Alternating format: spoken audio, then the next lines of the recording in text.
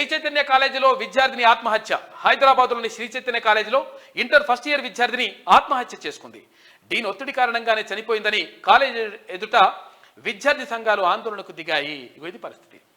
ఈ శ్రీ చైతన్య నారాయణ కాలేజీలు అని చెప్పేసి మొత్తము అందులంతా కూడా లంగా వ్యవస్థ నడుస్తుందని చెప్పేసి తెలుస్తున్నది. ఎందుకంటే విద్యార్థి సంఘాలు పోతుంటాయి. అక్కడ చాలామంది విద్యార్థులు ఇట్లా ఆత్మహత్య చేసుకుంటారు. కారణం ఏంటంటే డీన్ కారణం అంట. వాడు ఏంటంటే పరిస్థితి ఏంటంటే చాలామంది ఏమనుకుంటారంటే పబ్లిక్ అంతా ఏమనుకుంటారంటే శ్రీ చైతన్యలో చదివితే మంచిగా ఉంటుంది. వీడు కనీసం ఇగో ఈ దొంగలు ఏమంటున్నారంటే యాక్చువల్గా ఇట్లా చనిపోతే కనీసం వాళ్ళకు ఎటువంటి న్యాయం చేయరు, తర్వాత చనిపోకుండా చూసుకోరు, కనీసం వాళ్ళకి ఫుడ్ సరిగా పెట్టరు, రకరకాలుగా ఇబ్బంది పెడతా ఉంటారు, తర్వాత వాళ్ళని చిత్రహింసలు పెడతా ఉంటారు పిల్లల్ని.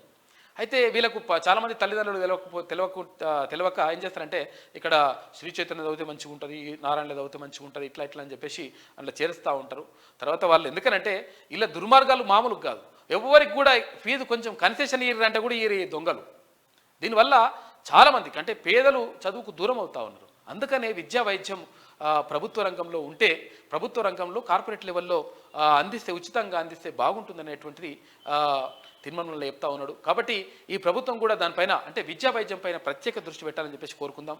ఎందుకంటే ఈ కార్పొరేట్ వ్యవస్థల వల్ల ఈ శ్రీ చైతన్య నారాయణ ఇటువంటి కార్పొరేట్ వ్యవస్థల వల్ల మొత్తం కూడా సమాజానికి నష్టం జరుగుతుంది. అసలు యాక్చువల్గా రైట్ టు ఎడ్యుకేషన్ యాక్ట్ ఏం చెప్తా ఉంది అంటే, విద్యా హక్కు చట్టం ఏం చెప్తా ఉంది అంటే, ఎవరైతే పాఠశాలలు కానీ తర్వాత కళాశాలలు కానీ అందులో విద్యార్థులకు 25% మంది విద్యార్థులకు ఉచిత విద్య అందించాలి అనేటువంటిది ఒక నిబంధన ఉన్నది. ఎవడు కూడా పాటించాడు. వీడు ఉచిత విద్య పక్కకు పెట్టేసి ఫ్రీ సీట్లు ఇవ్వాలి, 25% ఫ్రీ సీట్లు ఇవ్వాలి అయితే విద్యా సంస్థలల్లో. కానీ వీడు ఫ్రీ సీట్లు ఇవ్వడం పక్కకు పెట్టేస్తే కనీసం కన్సెషన్ కూడా ఇవ్వాలి దొంగలు. కాబట్టి 100% వీళ్ళపైన చర్యలు తీసుకోవాల్సిన అవసరం ఉన్నది. ఈ ప్రభుత్వం దీనిపైన దృష్టి పెట్టాలి. ఎందుకంటే గతంలో ఉన్నటువంటి ప్రభుత్వంలో ఉన్నటువంటి కీలక మంత్రులు, ముఖ్యమైనటువంటి మంత్రులు వాళ్ళు కూడా వాటాలు తీసుకున్నారు దీంట్లో. హరీష్ రావు మీద ఆరోపణలు ఉన్నాయి, తర్వాత కొంతమంది మీద కేటీఆర్ మీద, ఇటువంటి వాళ్ళ మీద కొంతమంది మీద ఆరోపణలు ఉన్నాయి, ఇందులో వాటాలు ఉన్నాయి వాళ్ళకు.